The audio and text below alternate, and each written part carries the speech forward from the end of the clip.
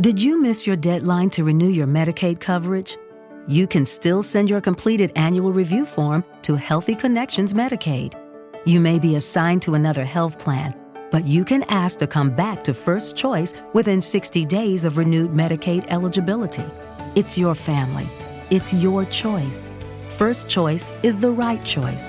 Renew and choose us. Visit selecthealthofsc.com/renew to learn more. Okay, round two. Name something that's not boring. A laundry? Ooh, a book club. Computer solitaire, huh? Sorry, we were looking for Chumba Casino. That's right. ChumbaCasino.com has over 100 casino-style games. Join today and play for free for your chance to redeem some serious prizes. ChumbaCasino.com. No purchase necessary. Void where prohibited by law. 18 plus terms and conditions apply. See website for details.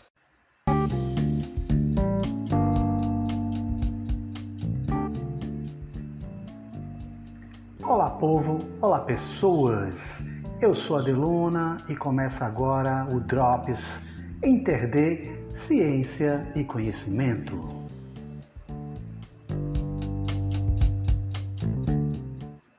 Lucky Land Casino, asking people, what's the weirdest place you've gotten lucky? Lucky? In line at the deli, I guess? Aha, in my dentist's office.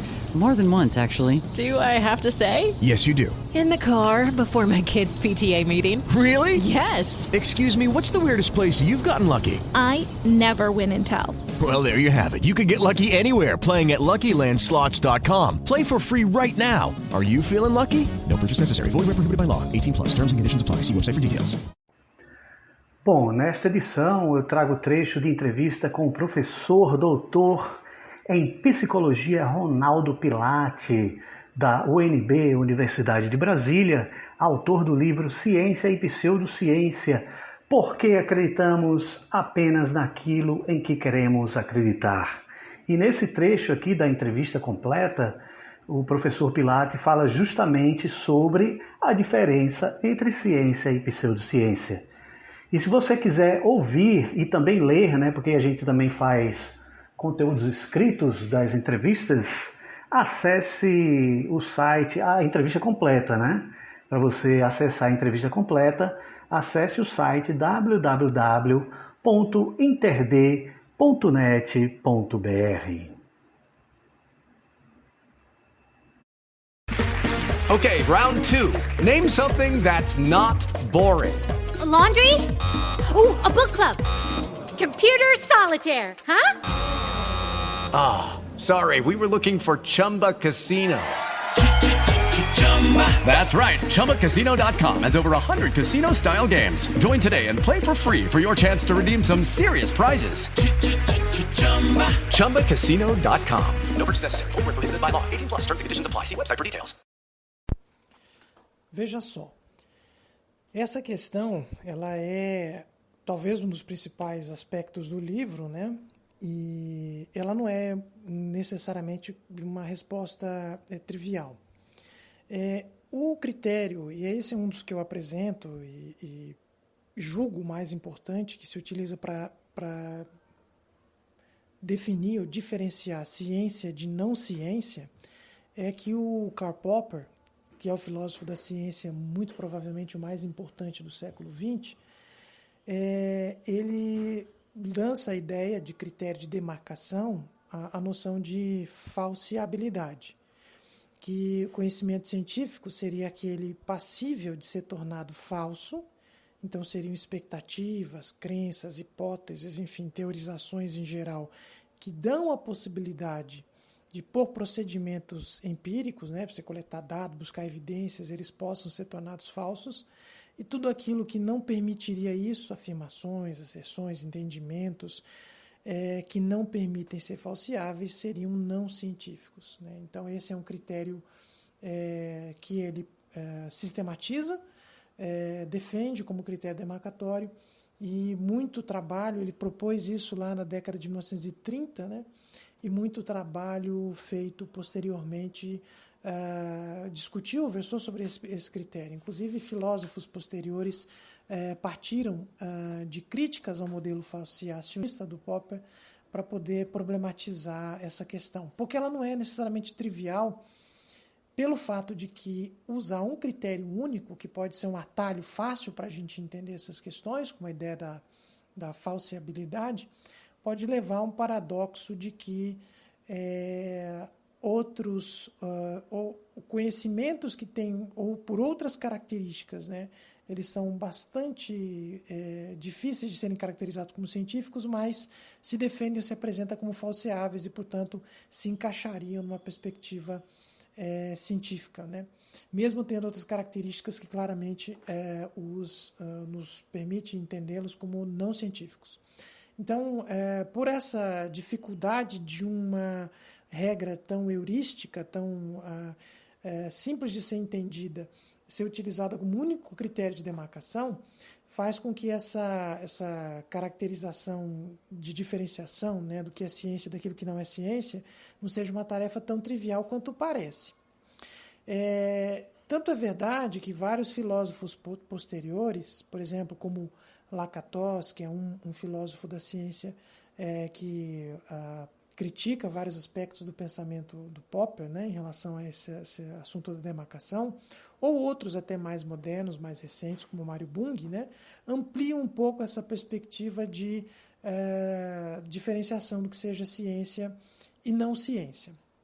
Então, Bunge, por exemplo, propõe isso no meados da década de 1980, falando já de 30 e poucos anos atrás, mas ele propõe uma classificação que envolva mais elementos ou mais critérios, né? Ele propõe 10 critérios diferenciados para você poder julgar ou classificar um campo de conhecimento como científico e, a partir daí, diferenciá-lo de um campo de conhecimento não científico. Mais especificamente, o Bunge estava interessado em diferenciar as pseudociências da ciência, porque essa é uma outra questão que está no meio disso, né? Talvez uma das características mais importantes do conhecimento pseudocientífico é de que ele sistematicamente, deliberadamente, procura se apresentar como científico, ainda que ele não consiga carregar nele, da maneira como ele é feito, as pessoas que o defendem, os predicados do que caracterizaria o conhecimento científico. E esses predicados são vários, são vários diferenciados, né?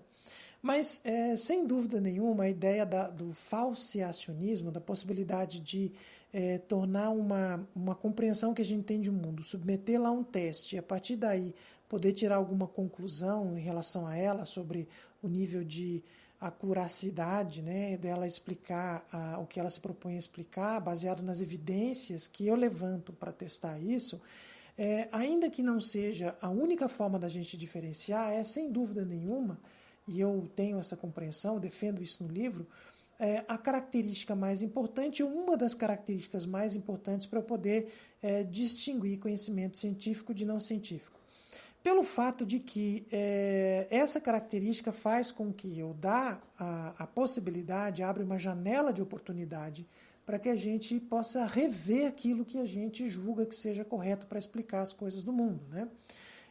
E essa perspectiva ela é de caráter fundamental, porque se a gente não dá a possibilidade de correção, eu posso construir uma compreensão do mundo que, em sua essência, ela é possivelmente equivocada, e se eu não dou abertura para corrigi-la ou para demonstrá-la como possivelmente equivocada, errada, então eu posso passar a construir crenças e acreditar naquilo de uma maneira acrítica.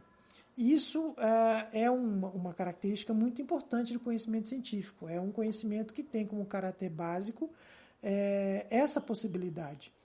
Mas tem um problema isso, e talvez seja a grande dificuldade das pessoas conseguirem apreender a noção de como é a concepção básica de como a ciência trabalha. E provavelmente é nesse nicho que o conhecimento pseudocientífico ele entra ganhando muito espaço e muita simpatia das pessoas. Porque se eu digo que é possível, eu assumo essa perspectiva de que aquilo que eu sei pode estar errado, eu dou uma enorme chance, uma enorme abertura por uma perspectiva de incerteza dessa compreensão do mundo.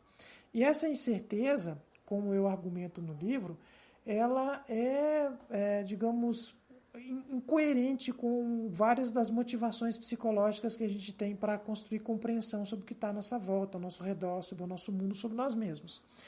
E veja, a partir do momento em que esse princípio ele rege e caracteriza muito do que o conhecimento científico faz, da maneira como ele produz, está rigorosamente associado à incerteza, isso traz muito incômodo e desconforto para as pessoas. Por exemplo, as verdades elas passam a ser transitórias, né? E uma análise mais ampla do conhecimento público da ciência faz com que muita gente se incomode com isso, se incomode com o fato de que o que nós sabemos hoje é diferente e às vezes até contraditório do que os cientistas falavam há um tempo atrás. A depender da área, isso é muito comum, né? Não são todas as áreas científicas que isso acontece, mas a medicina, por exemplo, é uma área em que isso é recorrente. Como todo mundo se preocupa muito com saúde, então, ao ficar observando essas incoerências, entre aspas, né, essas incoerências entre os médicos e os pesquisadores da área de saúde dizem agora e diziam há um tempo atrás, elas são um pouco difíceis de serem assimiladas.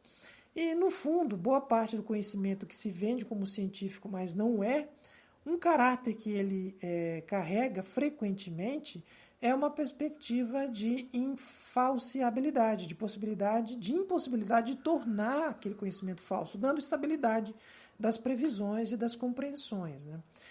Há muitos exemplos que a gente poderia trabalhar para lidar com isso, com essa questão aqui, como a própria crença na astrologia, que em sua essência, da maneira como os testes eles são feitos, eles são basicamente impossíveis de serem tornados falsos pela característica das afirmações, sejam porque elas são genéricas, e isso produz um alento psicológico de estabilidade, né?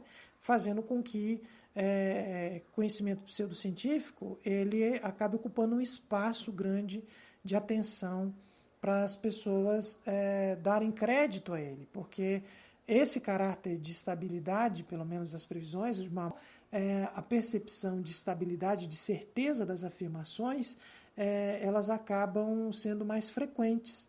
E nós temos uma motivação por busca dessa estabilidade. Isso é uma característica psicológica que tem sido investigada nos últimos anos e há bastante evidência científica que aponta nessa direção, fazendo com que essas crenças nos deem mais conforto psicológico, digamos assim.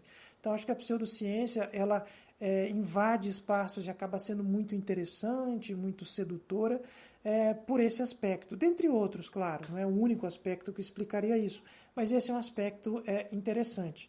Então, esse caráter de incerteza que o conhecimento científico ele traz, que é uma das suas molas mais importantes, que permite a autocorreção, por outro lado, me parece que tem um nível de incompatibilidade dessas necessidades psicológicas que nós temos de compreender com estabilidade, fazendo com que a assimilação do conhecimento científico e da maneira como a ciência produz conhecimento seja mais dificultada e as pessoas, em geral, tendam a lançar mão de conhecimento pseudocientífico para poder dar mais estabilidade nas explicações do mundo que está à volta dela, né?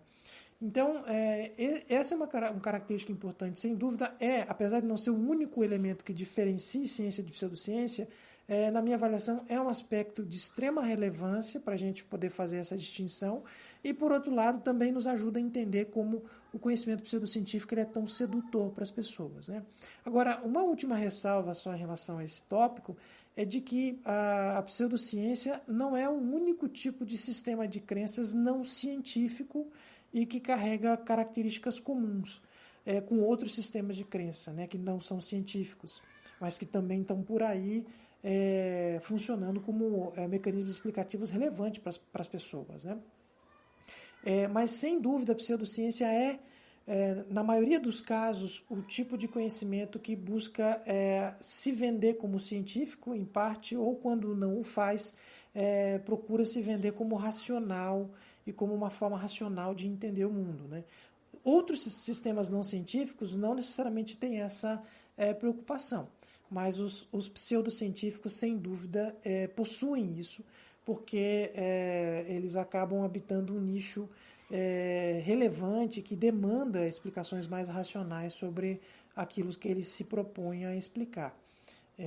Então é esse o ponto. Não é trivial essa distinção, mas ela é fundamental.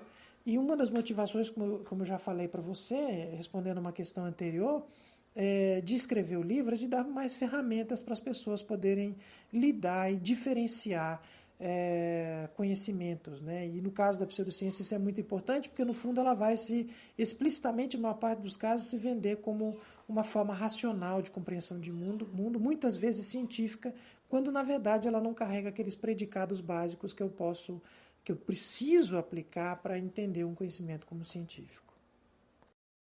With Lucky Land Slots, you can get lucky just about anywhere. Dearly beloved, we are gathered here today to... Has anyone seen the bride and groom? Sorry, we're here. We were getting lucky in the limo and we lost track of time.